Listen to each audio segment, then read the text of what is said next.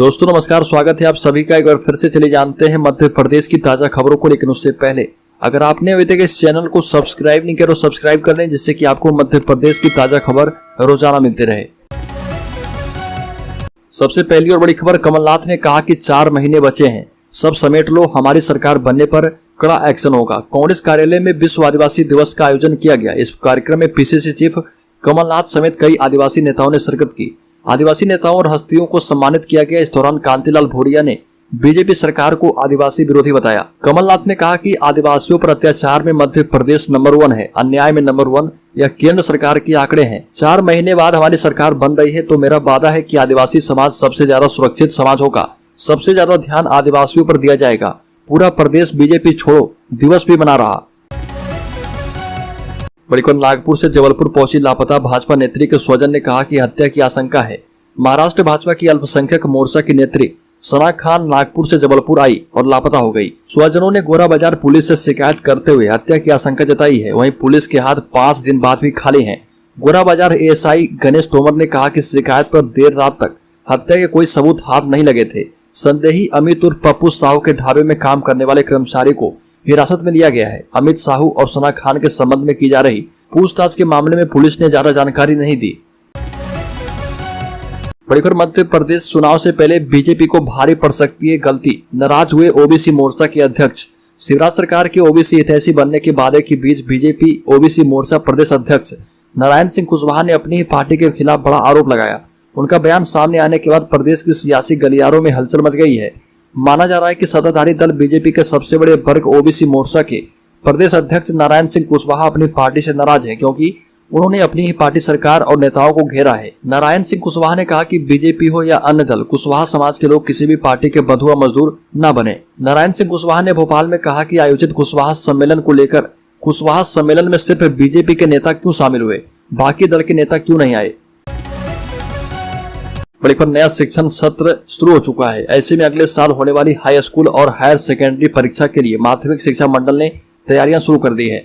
मंडल ने 10वीं 12वीं की बोर्ड परीक्षाओं के लिए विभिन्न विषयों की नंबर स्कीम जारी की है। दरअसल माध्यमिक शिक्षा मंडल के द्वारा होने वाले बोर्ड परीक्षा के पैटर्न में बड़ा बदलाव किया गया है, जो विद्यार्थियों के लिए जानना बेहद आवश्यक है। 10वीं 12वीं बोर्ड परीक्षा के पैटर्न में बदलाव करते हुए अब वस्तुनिष्ठ प्रश्न को इसमें शामिल किया गया है। 10वीं 12वीं बोर्ड परीक्षा में अभी तक बहुविकल्पी प्रश्न पूछे जाते थे, लेकिन बड़े बदलाव के बाद अब रिक्त स्थान, सत्य असत्य और एक वाक्य वाले अति लघु स्तरीय प्रश्नों को भी इसमें शामिल किया जाएगा। बड़ी खबर, राज्य के रायसेन जिले में अवैध खनन पर प्रशासन सख्त, 28 करोड़ रुपए लगाए जुर्माना। रायसेन तहसील के कानपोहरा गांव में अवैध खनन पर हुई कार्रवाई के बाद कलेक्टर ने 2 लोगों पर 28 करोड़ रुपए से ज्यादा का जुर्माना वसूली का नोटिस जारी किया है। यहाँ पर 6 साल से बंद पड़ी पत्थर खदान पर पिछले बुधवार को कलेक्टर अरविंद दुबे के निर्देश पर खनिज राजस्व और पुलिस ने कार्रवाई करते हुए एक पोकलेन और 3 ट्रक जब्त किए थे। खनन माफिया ने यहाँ 31,000 घनमीटर क्षेत्र में पत्थर परसी निकालकर पहाड़ खोद दिया है। बड़ी खबर, चुनावी भक्त कहे जाने पर कमलनाथ ने किया पलटवार, शिवराज को दिलाई जनभक्ति की याद। मुख्यमंत्री शिवराज सिंह चौहान के छिंदवाड़ा में हनुमंत कथा कराने को चुनावी भक्ति बताने का जवाब प्रदेश कांग्रेस अध्यक्ष कमलनाथ ने इंटरनेट मीडिया के जरिए जवाब दिया। कमलनाथ ने कहा कि शिवराज जी जीवन में जो इंसान जैसा होता है वो ऐसी दृष्टि से बाहरी दुनिया को देख पाता है। मेरी हनुमान भक्ति पर विचार करने के स्थान पर आप मध्य प्रदेश की जन भक्ति पर विचार कीजिए, जो कि आपका संवैधानिक उत्तरदायित्व है और जन उपयोगी भी। बड़ी खबर, एमपी चुनाव से पहले फिर से बिफरे प्राइमरी शिक्षक, सिर मुंडवा लिया, दान कर दिए बाल, पूछा 51,000 पदों पर नियुक्ति कब होगी। मध्य प्रदेश में चुनाव से पहले एक बार फिर से प्राथमिक शिक्षकों ने मोर्चा खोल दिया है। प्राथमिक शिक्षकों ने नियमितीकरण की मांग को लेकर मुंडन करवाया। लोक शिक्षण संचालनालय के बाहर अपने बाल दान कर स्कूल शिक्षा विभाग से चयनित प्राथमिक शिक्षकों को जल्द से जल्द नियुक्ति देने की मांग की।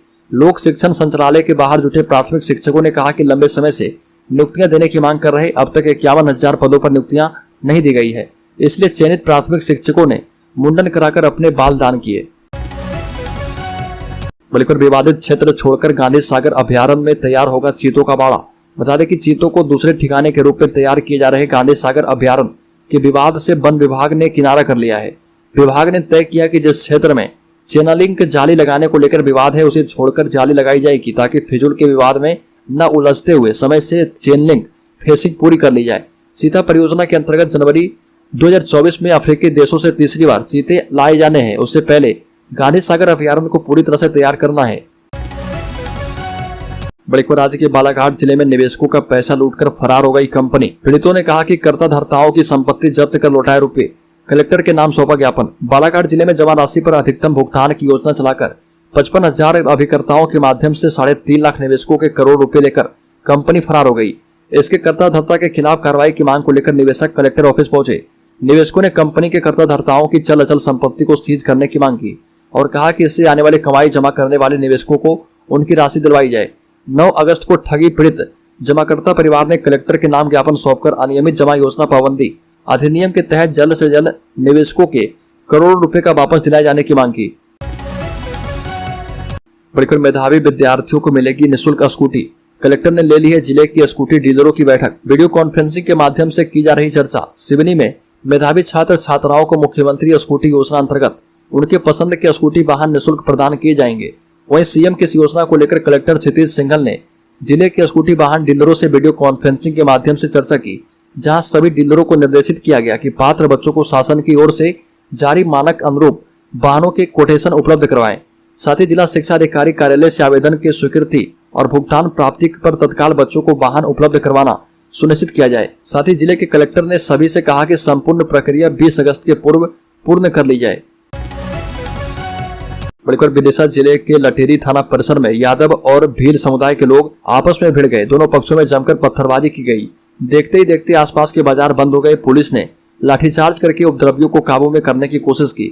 विवाद बढ़ता देख आसपास के थानों से भी पुलिस बल बुलाया गया। ये घटना विदिशा जिले में हुई है। दोनों पक्षों को समझाइश दी गई। बता दें कि जिला मुख्यालय से 90 किलोमीटर दूर लटेरी थाना क्षेत्र के गाँव रायपुरा में भील और यादव समाज के लोगों में विवाद हो गया था।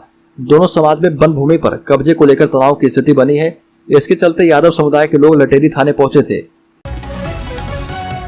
बड़ीखबर देवास शहर में विश्व आदिवासी दिवस हर्षोल्लास के साथ मनाया गया। इस दौरान बड़ी संख्या में पहुंचे आदिवासी समाजजनों ने आमू आखा एक छह जय जोहार के नारे लगाए। साथ ही एक तीर एक कमान, आदिवासी एक समान, वनवासी नहीं आदिवासी हैं, हम देश के मूल निवासी हैं, सरकार देश की चालक है, आदिवासी देश का मालिक है, यूसीसी रद्द करो, जल जंगल जमीन कुनीन, 6 आमरी 6 आदिवासियों पर शोषण अत्याचार बंद हो, विश्व में शांति कायम हो, न नेता का नाम किसी गुंडा का, यह देश है बिरसा मुंडा का। ये सभी नारे लगाए गए।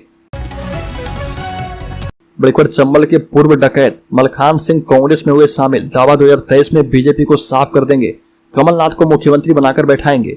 4 दशक पहले चंबल के बीहड़ में डकैत रहे मलखान सिंह कांग्रेस में शामिल हो गए। भोपाल स्थित प्रदेश कांग्रेस कार्यालय में सदस्यता ग्रहण की। सागर और छतरपुर में जिला शिक्षा अधिकारी रहे संतोष शर्मा ने भी कांग्रेस ज्वाइन की है। मलखान सिंह ने दावा करते हुए कहा कि कांग्रेस के लिए प्रचार करेंगे, जहां मेरा प्रचार होगा वहां कांग्रेस जीतेगी। पहले अन्याय के खिलाफ बंदूक उठाई थी, आज अन्याय के खिलाफ भिकुट बजाया है। 2023 के विधानसभा चुनाव में भाजपा को साफ कर देंगे, कमलनाथ को मुख्यमंत्री बनाकर बिठा देंगे। बड़ीखबर सिंधिया समर्थक विधायक जज्जी को कोर्ट से बड़ी राहत। ग्वालियर हाईकोर्ट की डबल बेंच ने अशोकनगर के बीजेपी विधायक जजपाल सिंह उर्फ जज्जी को बड़ी राहत दी है। कोर्ट ने विधायक के जाति प्रमाण पत्र को सही मानते हुए जज्जी को राहत दी है। हाईकोर्ट के आदेश के बाद अब विधायक जजपाल उर्फ जज्जी की विधायकी बरकरार रहेगी। इस फैसले के बाद विधायक के समर्थकों में खुशी की लहर है। बता दें कि बीते साल 12 दिसंबर 2022 को हाईकोर्ट के सिंगल बेंच ने बीजेपी विधायक जज्जी के अनुसूचित जाति के प्रमाण पत्र को अवैध मानते हुए उनकी विधायकी को शून्य घोषित करते हुए FIR के आदेश दिए थे। विधायक जज्जी ने सिंगल बेंच के फैसले के खिलाफ डबल बेंच में अपील की थी, जिसके बाद उन्हें सिंगल बेंच के आदेश पर फौरी तौर पर स्टे मिल गया था। इस मामले में ऑर्डर रिजर्व किया गया था, लेकिन अब इस मामले में फैसला आ गया है।